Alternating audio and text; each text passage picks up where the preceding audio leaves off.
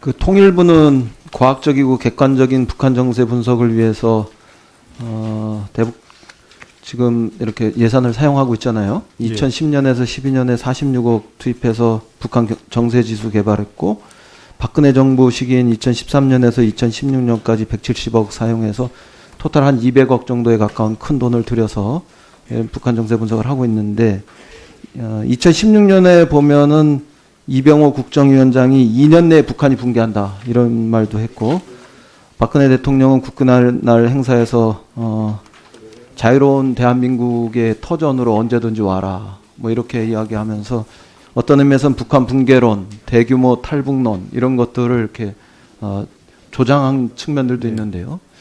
그거는 이제 제가 볼 땐 잘못된 정세관에 기초해서 나온 그 표현들이었다 이렇게 보여져요. 잘못된 정책이었다 이렇게 보여지는데, 그 당시에 북한 정세 분석을 했던, 막대한 예산을 들여서 북한 정세 분석을 했던 그 결과는 저런 모습이거든요. 예. 북한의 뭐 정치적인 뭐 여러 측면에서 포괄적으로 이렇게 안정 지수가 2013년부터 16년까지 대체로 이렇게 꾸준히 안정된 이런 모습으로 나타났을 것 같은데, 그 결과도 그랬을 거로 제가 알고 있고. 예. 그런데 저런 정세 분석을 해놓고 국정원장이나 대통령이 그런 그 북한 붕괴론이나 대규모 탈북 사태가 예고되는 듯한 이런 그 정책을 펼치면, 그거는 통일부로서는 잘 안 맞는 정세관이다, 잘 안 맞는 통일 정책이다 이렇게 얘기했어야 되는데 다 침묵해 버렸단 말이에요. 예. 그러면 그 막대한 예산을 들여서 뭐하러 북한 정세 분석을 하냐? 저는 이런 생각이 들어요.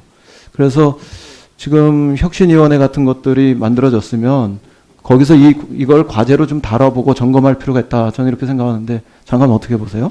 예, 동의합니다. 저도 와서 이 정세지수 개발 사업 내용을 보고서 지금 지적하신 거와 똑같은 그런 판단을 했습니다. 그래서 지금 지적하신 대로 저희가 이거를 정책적으로 다시 한번 점검을 해보도록 하겠습니다.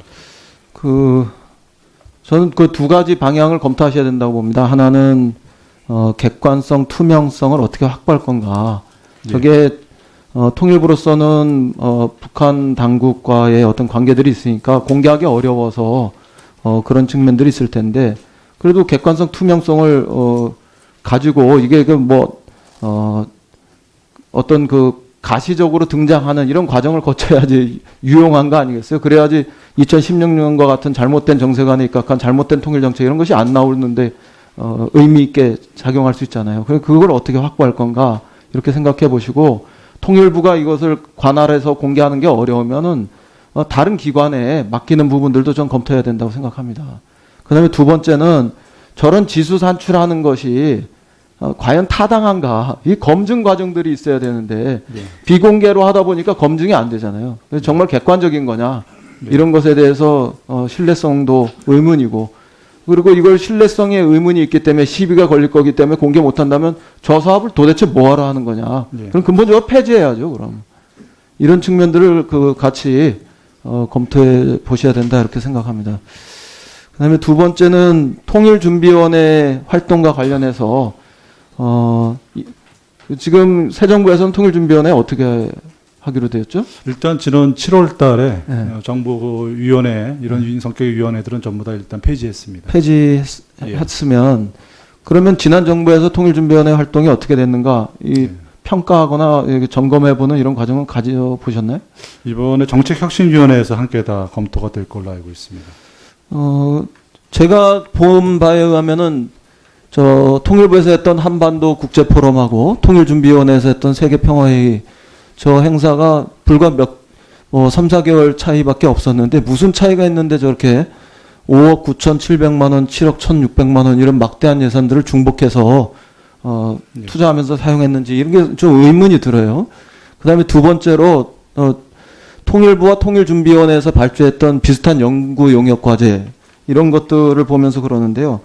도대체 당대회 이후의 남북관계 전략과 당대회 이후의 대응 전략 이런 게 뭔 차이가 있는지, 대북 정책의 거버넌스와 통일준비 거버넌스 이런 것들에 무슨 차이가 있는지, 그 다음에 그 산림 분야 개발과 산림 협력 체제 이런 것들에 무슨 차이가 있는지, 그 다음에 변화된 한반도 정세와 통일 방안 이런 것과 새 통일 방안의 연구 이런 건 무슨 차이가 있는 건지, 통일한국에서의 선거제도와 정당제도에 대한 방안과 통일한국의 정당 선거제도 구축을 위한 연구 이런 게 무슨 차이가 있는지 여타 이런 것들이 많은데요. 사실 이거는 굉장히 중복된 모습이고 또 이건 그만큼의 세금 낭비라고 생각합니다. 근데 이런 과정들을 돌아보고 점검해야 되는데, 혁신위원회에서 살펴보신다고 하지만 이게 대통령 기록물 관리하는 법률에 따라 가지고 대규모로 다 기록물이 이관됐다면서요. 예. 통일준비위원회 자료들 중에서는 이관된 것도 있습니다만 저희가 한번 살펴볼 수 있는 내용도 있을 겁니다. 근데 대규모로 다 이관돼 가지고 살펴볼 수 없다면은 이건 30년, 40년이 지난 데나 이렇게 확인할 수 있는 이런 상황이 될 텐데, 그럼에도 불구하고 한정된 조건에서 최대한 살펴보셨으면 좋겠어요. 저는 그 과정에서 잘못된 것보다는 그래도 성과 있는 무언가가 나오길 바랍니다. 예. 그리고 성과 있는 부분들이 전혀 없었다면은 냉정하게 잘못된 과정에 대해서 짚고 다시는 반복되지 않도록 이런 과정으로 가야 된다고 생각하고, 최소한 예산 자체만큼은 통일부에서 지출을 했었을 테니까 그 문제만큼이라도 정확하게 따져보는 이런 과정이 필요하다 이렇게 생각합니다. 예, 알겠습니다. 염두에 두겠습니다. 그다음에 평통 제가 잠깐 여쭤보겠는데요.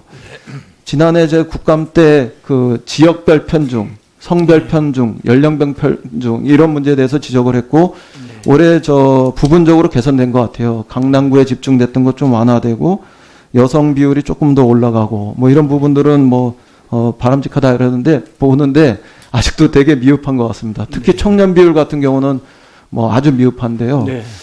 이 개선 방안 같은 걸 좀 말씀해.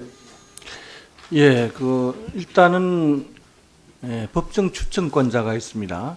기초단체장 그 외에 국회의원님들, 그다음에 부처회장, 이부고도지사 이런 식으로 제외 공간, 여기에 가능하면 여성과 청년의 비율을 추천 단계에서부터 좀 늘려달라고 하는 그런 요청을 하고요. 그다음에 사무처장이 이걸 보완하고 조정하는 그런 어떤 재청하는 곳에서 그와 같은 방향으로 보다 구성 단계에서부터 그걸 좀 청년 여성의 비율을 높이도록 그렇게 노력하겠습니다.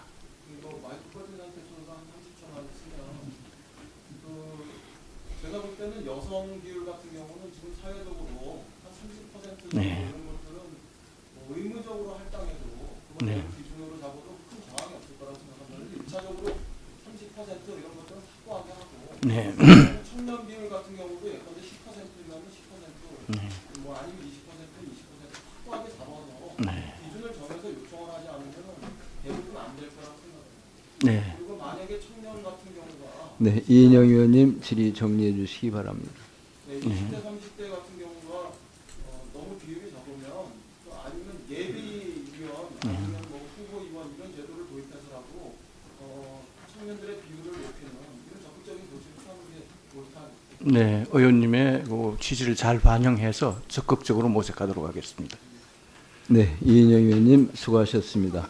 이번에는 정양석 의원님 질의해 주시기 바랍니다.